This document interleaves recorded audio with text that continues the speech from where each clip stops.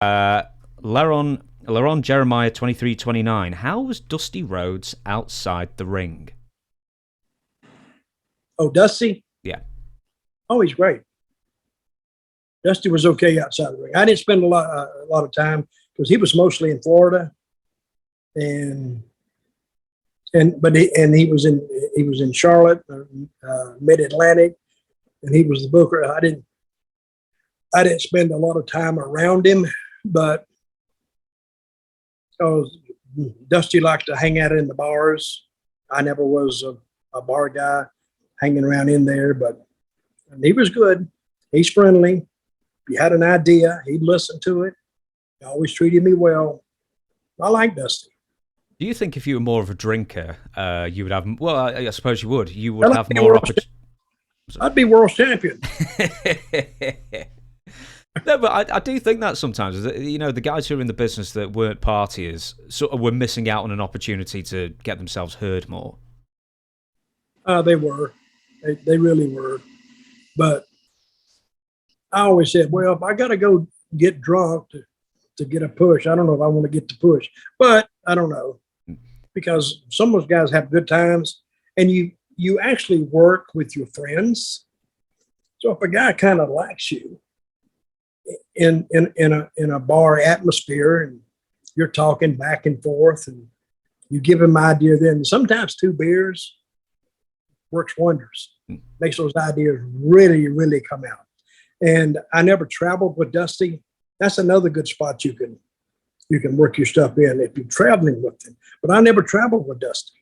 The only place I would really have access to him and on a social setting would be a bar, and I never was a bar guy.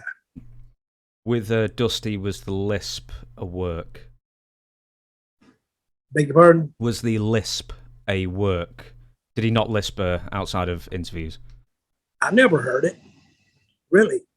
I think, but when he did it in those interviews, it was perfect.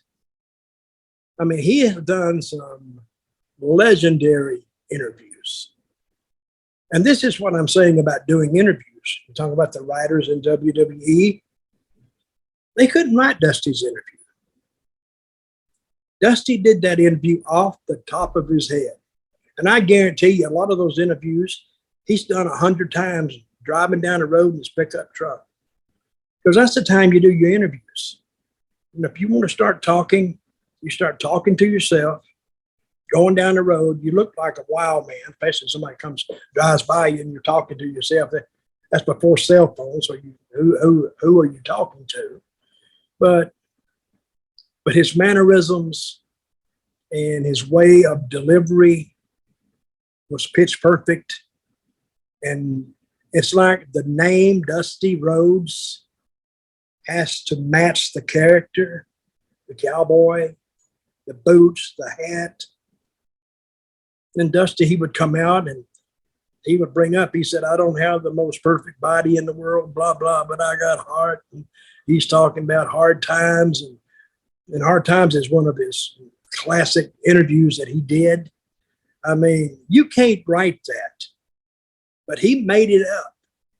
And I was in Tampa with him, and come time for do an interview, and he said, all right, West Palm Beach, next Monday night, blah, blah, blah. And he would go out there and he'd do 2 minutes, like falling off like just sitting down in that chair, and he'd just roll out. And he'd have something funny to say at the end, and they'd be done. Nothing's worse than going in to do a set of interviews for a bunch of different towns, and somebody keeps busting the interviews. Can't get it right.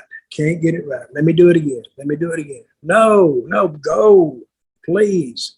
I used to say, Dusty, please just tell her don't even do the interviews. I forgot he was busting them one day, but Jesse Barr, I think, he just couldn't get it right. He couldn't even get the town out. He would just get nervous, and I think Dusty finally said, just don't do it anymore. But Dusty, very, very, that was his strong suit, and the elbow. And of course, he didn't look like Mr. America. He didn't have to. I think we talked last week about people. It's not your wrestling. It's your connectivity to the people. If you have that chemistry, where you touch them here, you touch them in the heart, you got them. You don't got to do nothing else. You just got to ride that wave, and that's magic. Mm-hmm.